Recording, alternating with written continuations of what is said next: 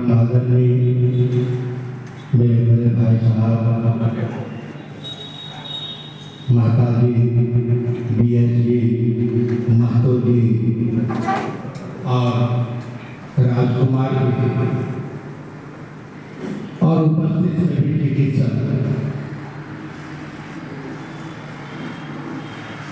आज बहुत खुशी हुई राजकुमार जी की बातों को सुनकर। मैं बहुत पहले से ही चाहता था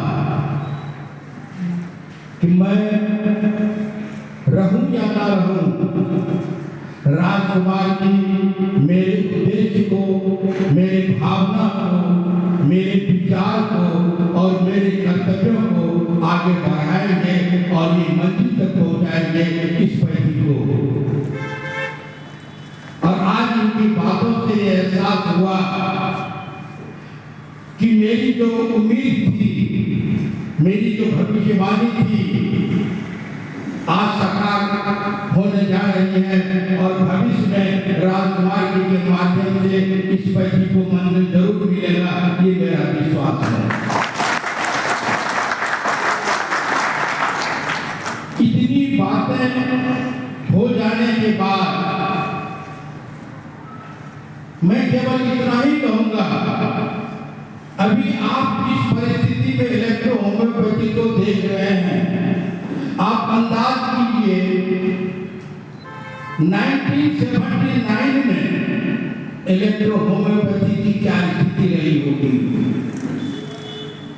79 में जिस वक्त मैं प्रैक्टिस करना शुरू किया था, जुलाई 79 में मेरा पहला डिस्पेंसरी जुगसलाई के गौरी शंकर रोड में था। उस वक्त में इलेक्ट्रो होम्योपैथी का नाम क्या, कोई चर्चा भी नहीं थी कहीं। झारखंड तो आज बड़ा है, न बिहार में, न बंगाल में, न उड़ीसा में, ये हमारे जो अगल बगल के राज्य हैं, इनमें कहीं चर्चा नहीं थी इलेक्ट्रो होम्योपैथी की, चर्चाएं तक भी नहीं थी। जब मैं अपने करियर की शुरुआत करने की बात आई, तो सबसे पहले मैं गया था, चिकित्सक बनने की इच्छा जरूर थी। ये तो निश्चित है, ऊपर वाला सभी की जिंदगी की राह निश्चित करके रखा है। जैसे लोग बोलते हैं कि शादी वगैरह ऊपर वाले निश्चित करके पहले से रखे हुए हैं, उसी तरह सभी का करियर भी निश्चित है। मैं पहले गया था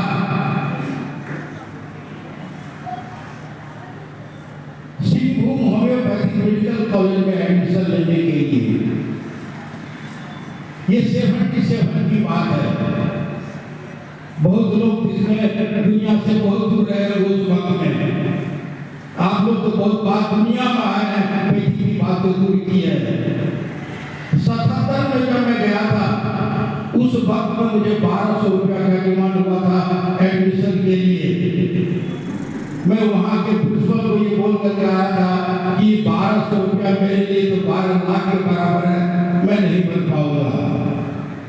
उसी समय में साक्षी में गोलचक्कर के पास एक पर्चा बन रहा था इलेक्ट्रो होम्योपैथी का, संत Kabir electro homeopathic medical college Vishwakarma समाज के माध्यम से, ये काशी की में। मैं वहां जब गया था, डॉक्टर बी ठाकुर थे। बी ठाकुर के पास उनका प्रैक्टिस जो देखे, उस वक्त में उनके पास रोगी को, इससे मैं बहुत प्रभावित हुआ और उस वक्त में मैं यही किया, यही निर्धारित किया मन में, जो डेवलप्ड है, जो पूर्ण विकसित है, उसमें मैं जाके क्या करूंगा, रोजी रोटी कर सकता हूँ। ऐसे भाव को क्यों नहीं जाया जाए जहाँ कुछ अभी हुआ नहीं है, जो कुछ हम करेंगे वो हमारी उपलब्धि समझी जाएगी। 25 रुपया दे करके मैं उस संत कबीर में एडमिशन लिया था 1977 में। और अच्छे खासे स्टूडेंट थे। उस वक्त में LLB कोर्स होता था और वहां से पढ़ने में भी ठाकुर की कृपा बहुत हुई। मैं ट्यूशन पढ़ा के गुजारा करता था। समय निकाल करके मैं उनके पास जाता था, वो अकेले रहते थे। उनके पास जाने के बाद उनको मैं केवल यही कहता था, बैठ के उनको प्रणाम करता था और कहता था कि सर अपना कुछ अनुभव आप मेरी कॉपी में लिखते जाइए। वो डांट भी देते थे कि मुझे खाना बनाना है, बर्तन धोना है, तुम क्यों डिस्टर्ब कर रहे हो? क्योंकि ट्यूशन पढ़ाने के बाद मैं दोपहर में जाता था, ऐसे की बार ऐसे लगे। मैं उनका जूठा बर्तन जब धोने लगता था तो वो डांटते थे, मारने उठते थे, तुम ब्राह्मण का बच्चा हो करके हम भाई हैं, मेरा जूठा तुम धोएगा? मेरा एक ही जवाब था, नहीं सर, एक ब्राह्मण का बच्चा नहीं धो रहा है, एक शिष्य अपने गुरु की सेवा कर रहा है, इससे आप मुझे वंचित नहीं कर सकते हैं। इससे वो इतने प्रभावित होते थे, बहुत दिल से वो आशीर्वाद देते थे और उन्हीं का ये आशीर्वाद का परिणाम है कि इलेक्ट्रो होम्योपैथी को मैं यहाँ तक ला सका और मैं इसमें आगे बढ़ा। ये उन्हीं का आशीर्वाद है, उन्हीं की प्रेरणा है।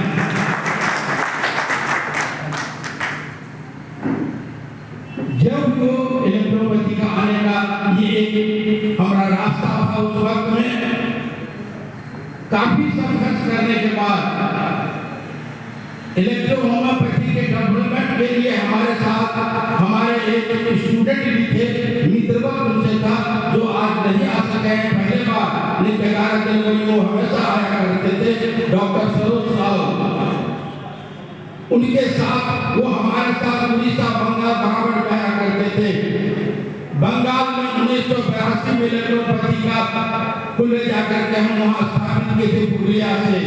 पुरुलिया के बाद पूरे बंगाल में प्रचार प्रसार जहाँ तक मेरा हमसे हो सका।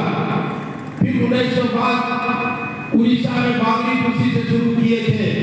फिर उड़ीसा में आज तो बड़े बड़े हो गए हैं लोग, बड़े बड़े डॉक्टर हो गए हैं, बड़े बड़े विकास करने वाले हो गए हैं। अब हमारी क्या थी, एक समय था कि जमशेदपुर में एक मेडिकल कॉलेज और ये एकेडमी था, हमारे यहाँ हॉस्टल वगैरह सब की व्यवस्था थी। उड़ीसा बंगाल से लोग आकर उसमें रहते थे और पढ़ाई करते थे।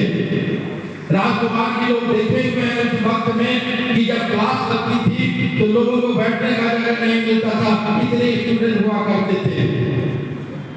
मैं बहुत ज्यादा पढ़ा लिखा नहीं हूँ, जनरल क्वालिफिकेशन मेरा देखा जाए तो मैं सिर्फ एक ISC पास आदमी हूँ। उसके बाद मैं इलेक्ट्रोपैथी के आकर के इसके प्रचार प्रसार में लग गए, अपने आप पर कोई ध्यान ही नहीं रहा। जब इसके प्रचार के लिए हम निकलते थे, हर शनिवार के रात में हम निकलते थे, रविवार बाहर रहते थे। कभी कभी ठंडे के मौसम में छोटे छोटे स्टेशन पर रात गुजार लेते थे बैठ करके। आज भले बहुत लोग कहते हैं कि मिश्रा सर क्या किए, कुछ नहीं किए। अरे मेरा इतना ही मानना है कि हम जो कर दिए एक आधार तो दिए। इसमें आपको भी तो कोई विज्ञान के छात्र होंगे तो डाल्टन के परमाणुवाद का सिद्धांत था। डाल्टन परमाणु का आविष्कार करके जब दिए थे डाल्टन, जो परमाणु का खंडन नहीं किया जा सकता है, बाद के वैज्ञानिकों ने परमाणु का खंडन किया, इलेक्ट्रॉन प्रोटॉन न्यूट्रॉन किया, उसके बाद तो न्यूट्रॉन का भी खंडन हुआ। इसका मतलब ये नहीं है कि डाल्टन गलत थे। डाल्टन ने एक आधार दिए, डाल्टन ने परमाणु का खोज करके दिया, और तब उस परमाणु पर हम आज इलेक्ट्रॉन प्रोटॉन को खोज सके, न्यूट्रॉन को खोज सके, न्यूट्रॉन का खंडन कर सके। तो ये डॉक्टर मिश्रा जी जो है आपको इलेक्ट्रोपैथी के आधार दिए हैं और इसको आगे बढ़ाना ये आपका दायित्व है।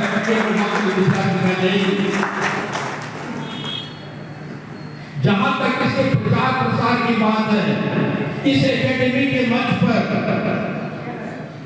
जब बिहार के जगन्नाथ मिश्रा की सरकार थी, मुख्यमंत्री थे, लालटेन चौधरी वरिष्ठ मंत्री हुआ करते थे, वो भी बागबाना के रोड पर आकर के लालटेन चौधरी जैसा मंत्री उसमें मुख्य अतिथि का पद ग्रहण कर चुके हैं।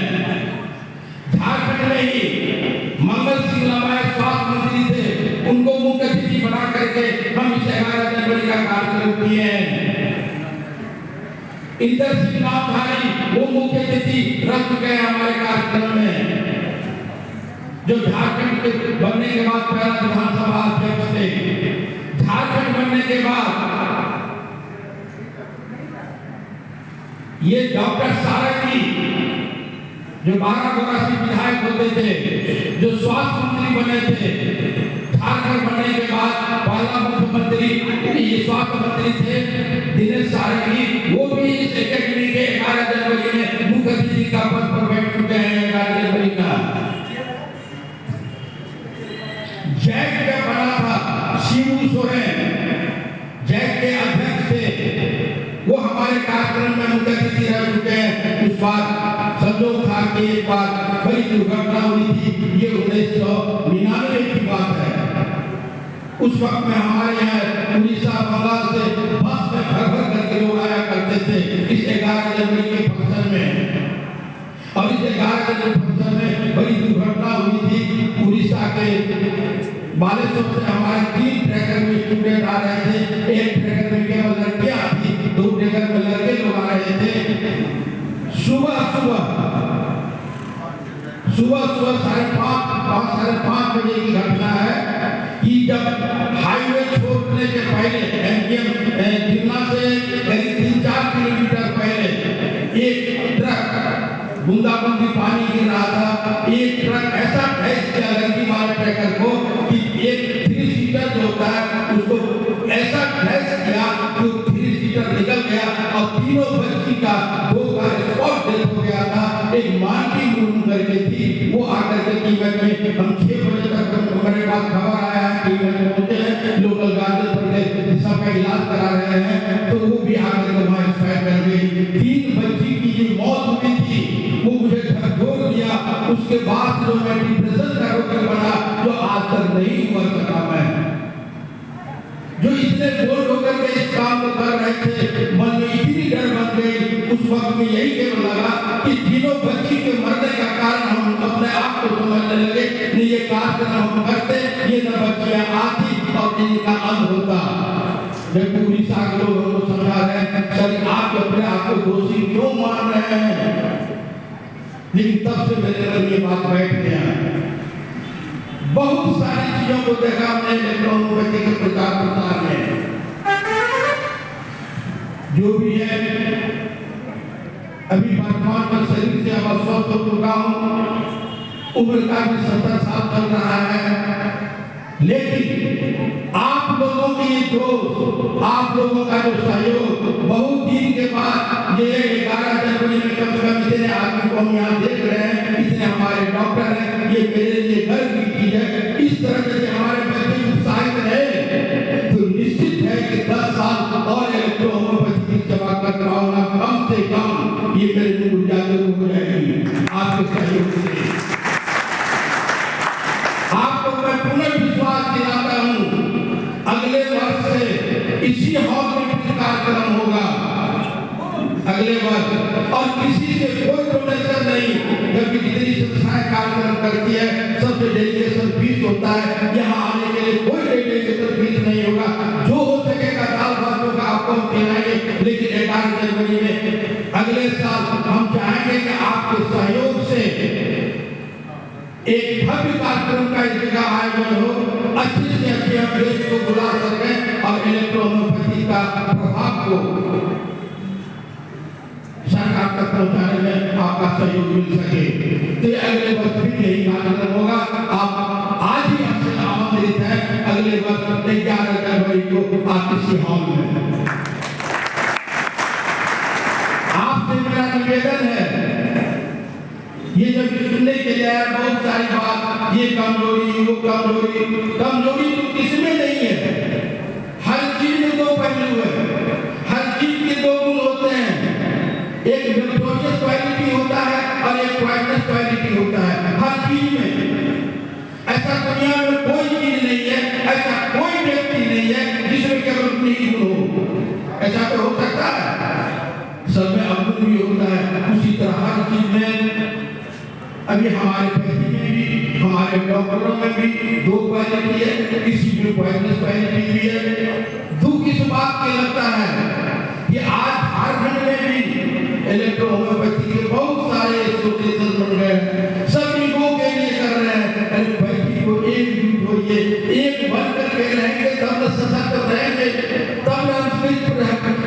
भी परिस्थिति का डट के मुकाबला हम कर सकेंगे।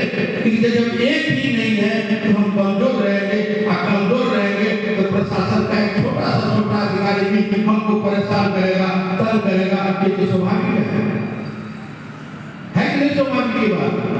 इसीलिए एकजुट होने के लिए एक एसोसिएशन होना चाहिए, लाठी बहुत ज्यादा। एसोसिएशन में इतनी शक्ति होती है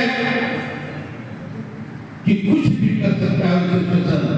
तो हम आपसे अनुरोध करेंगे, ये जो आज एसोसिएशन के बैनर में आप यहाँ एकत्रित हुए हैं, इस एसोसिएशन को मजबूत बनाइए और संगठित रहिए, एक दूसरे के दुख का भागीदार बनिए, ताकि ये मत समझिए कि किसी एक डॉक्टर के ऊपर परेशानी आई है तो हमको क्या लेना देना है।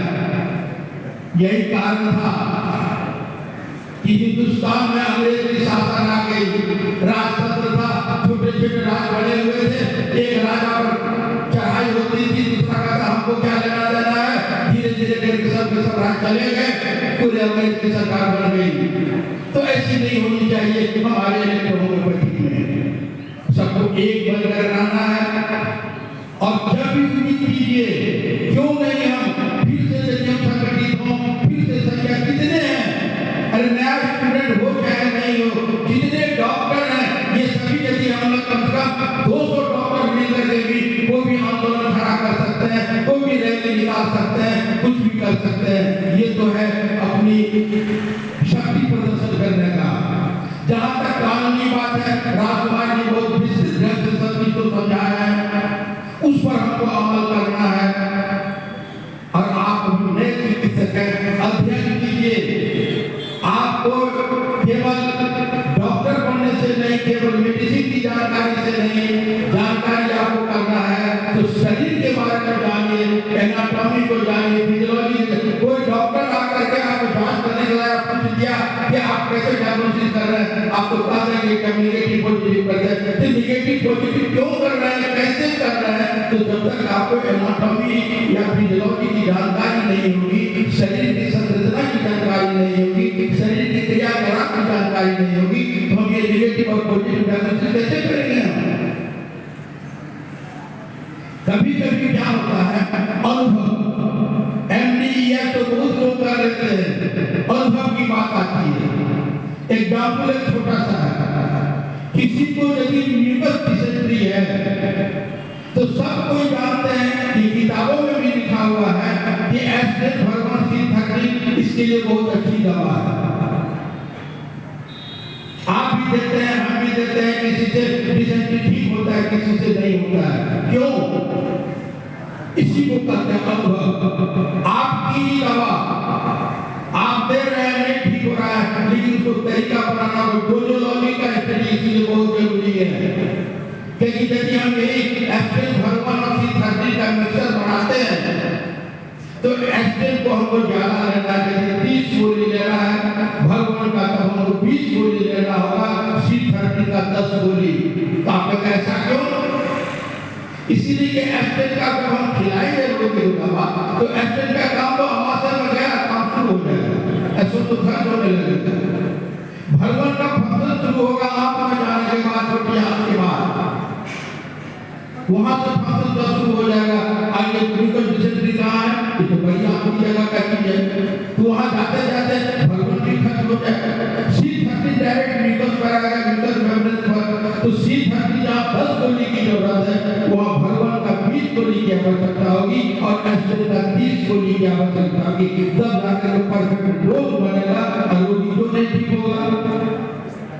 इस तरह से डोजोलॉजी का जो स्टडी होता है, यही अनुभव कहलाता है। तो आपको यही अनुभव को गेन करना है।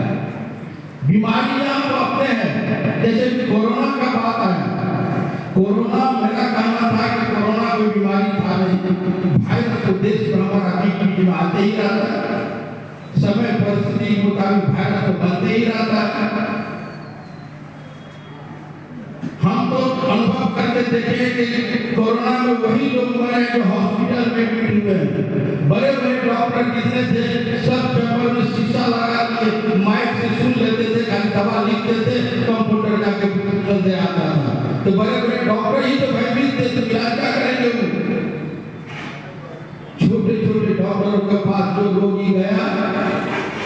किसी को कोई क्षति नहीं हुई थी कोरोना में। अब कोरोना की जहां तक बात है, कोरोना में तो उस वक्त में क्यों नहीं मरेगा रोगी?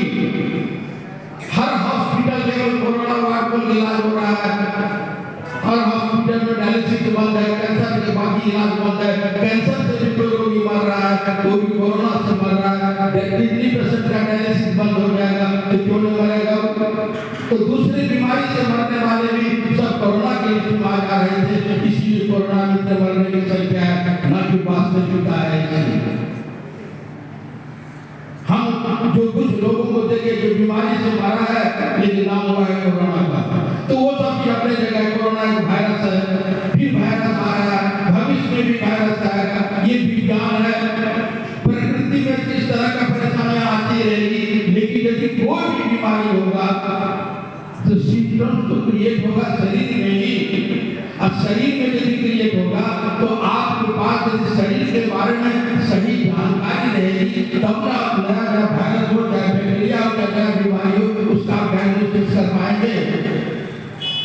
और हमारे पास इलेक्ट्रोपैथी को नया मेडिसिन रिसर्च होने की आवश्यकता नहीं है, क्योंकि हर ऑर्गन के आधार पर मेडिसिन का रिसर्च हो चुका है, हर ऑर्गन का मेडिसिन बना हुआ है। आवश्यकता है तो सही ढंग से उस मेडिसिन को जो रोग शरीर में आया है तो क्या सिम्टम्स क्रिएट कर रहा है, कौन सा ऑर्गन किस तरह से इन्वॉल्व हो रहा है, और उसके आधार पर मेडिसिन सिलेक्शन करने की आवश्यकता है। यही रिसर्च की जरूरत है। कभी भी आपके पास कोई रोगी आता है, यदि बहुत ज्यादा जानकारी नहीं है तो केवल ये जानकारी हासिल कीजिए कि जो ऑर्गन इफेक्टेड हो रहा है उस ऑर्गन का दवा ले लीजिए, उस ऑर्गन की दवा के साथ साथ उसका एक ऑर्गेनिक मेडिसिन ले लीजिए। यदि कहीं पर आप यदि मान लीजिए कि एस्ट्रल लिए आपके लिए तो एस्ट्रल के लिए ऑर्गेनिक मेडिसिन ले लीजिए, या एस्ट्रल लिए तो एस्ट्रल का ऑर्गेनिक मेडिसिन ले लीजिए, और साथ साथ एक ग्रुप की दवा लीजिए क्योंकि ब्लड और लिंफ को हम आधार मानते हैं, तो उस आधार पर इस तरह से आप डायग्नोसिस कीजिए। देखिए क्यों नहीं बीमारी ठीक होगा, केवल लोग का ध्यान रखना होगा। तो आप सब पुनः कहते हैं कि ईगो को छोड़िए, सही डायग्नोसिस होनी चाहिए। जहाँ तक रोग को ठीक करने की बात है, जहाँ तक मान्यता की बात है, तो आईडीसी वाले जो राजकुमार जितनी बात बताए उसको हमको फॉलो करना है, उस आधार पर चलना है, कोशिश करना है कि हम लोग ये स्टडी जरूर करें कि हमारा रोगी जो ठीक हो रहा है दवा आखिर काम किया तो कैसे किया, इसको जब हम समझ लेते हैं तो सबसे बड़ी जानकारी मिल जाएगी। इसीलिए शरीर का फंक्शन, मेडिसिन, उसकी फार्मेसी, उसका डोजोलॉजी, इस तरह का ध्यान यदि हम रखेंगे तो सब चीज का जवाब मिल जाएगा। और प्रयास तो हो ही रहा है, प्रयास होता ही रहेगा। जिस तरह किसी के सामने समस्या आती है, राजकुमार जी जब बोल ही रहे हैं कि उसके लिए उनका मोबाइल हमेशा ऑन रहता है और उनके पास इतने सबूत हैं, इतने प्रमाण हैं, इतनी सारी चीजें हैं, किसी को भी कानून को जवाब देने के लिए मेरे ख्याल से ये पर्याप्त है। तो आपसे पुनः अनुरोध करते हैं कि एक बन करके रहिए, सशक्त बन करके रहिए, मजबूत बन करके रहना है और ज्ञानी बन करके रहना है। इसीलिए आज दुख लगता है इस बात का जरूर है कि इलेक्ट्रो होम्योपैथी के लिए भी हम यदि एक दिन समय नहीं कर पाते हैं, लोग अपने आप तक में व्यस्त हो गए हैं, पैसा कमाते हैं 365 दिन 364 दिन कमाइए। आपके घर में कोई समस्या होता है तो डिस्पेंसरी बंद करते हैं कि नहीं, तो बैटरी साहब के लिए यदि एक दिन हम अपना डिस्पेंसरी से अलग रहे तो इसमें कोई बड़ी क्षति नहीं होगी, ये होना चाहिए। लेकिन ये दुर्भाग्य है हम लोगों की कि लोग क्लिनिक तक अभी बहुत सारे ऐसे डॉक्टर हैं जिनको हम जान रहे हैं से प्रैक्टिस कर रहे हैं, उनको नहीं देख रहे हैं। ये दुखद चीज है, इसके बारे में दुख की चिंता नहीं कर रहा है, चिंता भी नहीं कर रही है। हम उनसे मिलेंगे जाकर के उनको समझाएंगे कि वो भटके हुए हैं, ना कि वो गलत है, उनको रास्ते पर भी आएंगे। अगले साल मेरा ख्याल है ये हॉल पूरा भरा हुआ रहेगा और आप सब अनुरोध करते हैं कि आप जरूर आएंगे अपने साथ, और कम से कम 2 से 3 डॉक्टर को कंसल्ट करके ले आएंगे, तो फिर हॉल में बैठने का जगह नहीं आएगा। अगले साल इसी हॉल में इसी समय से हम लोग कार्यक्रम करेंगे। तो आपसे हम ये अनुरोध करते हैं